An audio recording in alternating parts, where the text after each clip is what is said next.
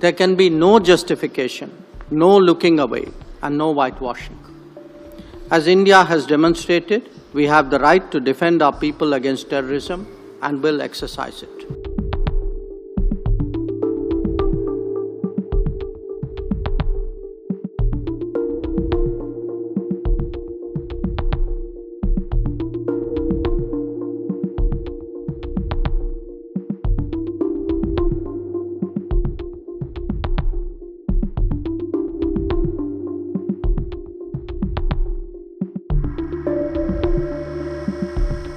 Prime Minister Mishustin, Excellencies, dear colleagues, let me congratulate the Russian Federation, our special and privileged strategic partner, on the presidency of the SCO Council of the Heads of Government this year. The theme of this session covers trade, economic, cultural, and humanitarian cooperation. Let me summarize India's approach to the trade and economic issues that were discussed in the last session. We assess the global economic situation to be particularly uncertain and volatile currently. Supply-side risks have been aggravated by demand-side complexities. There is consequently an urgent requirement to de-risk and diversify. This is best done by as many of us forging the widest possible economic links. For that to happen, it is essential that this process be fair, transparent, and equitable. India's endeavors to conclude free trade arrangements with many of you here are relevant.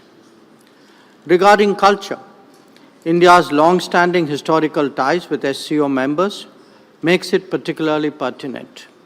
Against this backdrop, Prime Minister Modi proposed at the Tianjin SCO Summit to launch an SCO Civilizational Dialogue Forum.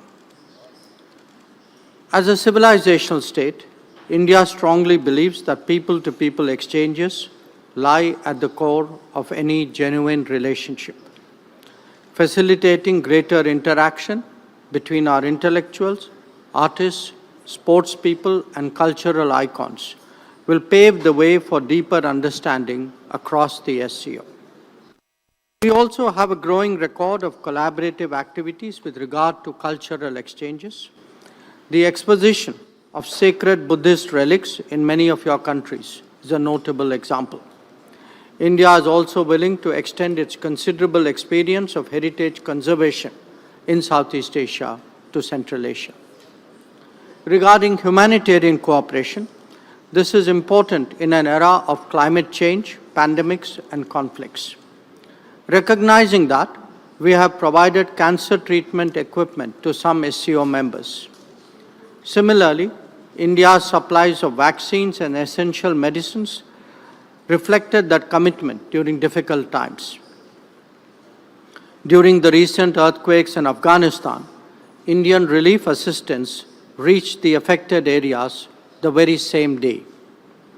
Our initiative for the Coalition for Disaster Resilient Infrastructure also merits your attention. Let me now turn to the modernization of the SCO. As the organization continues to evolve, India strongly supports its reform-oriented agenda.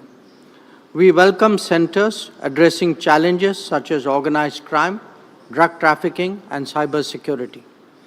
As the organization becomes more diverse, the SCO must be more flexible and more adaptable. To this end, the long-delayed decision to make English an official language of the SCO must be prioritized. Colleagues, Excellencies, we all recognize that the SCO must keep up with contemporary changes. That must be reflected in fresh thinking and new collaborations. India's initiatives, such as the SCO Special Working Group on Startups and Innovation and the SCO Startup Forum, are good examples. They are aimed at promoting innovation and creativity, especially targeting the younger generation. Similarly, the recent SCO's Young Authors Forum in New Delhi is a good way of strengthening people-to-people ties. Excellencies, we must never forget that the SCO was founded to combat the three evils of terrorism, separatism, and extremism. These threats have become even more serious in the years that have passed. It is imperative that the world display zero tolerance towards terrorism in all its forms and manifestations. There can be no justification, no looking away, and no whitewashing. As India has demonstrated, we have the right to defend our people against terrorism and will exercise it. In conclusion, India believes that SCO must adapt to the changing global landscape, develop an expanded agenda, and reform its working methods. We will contribute positively and fully to these objectives. I thank you.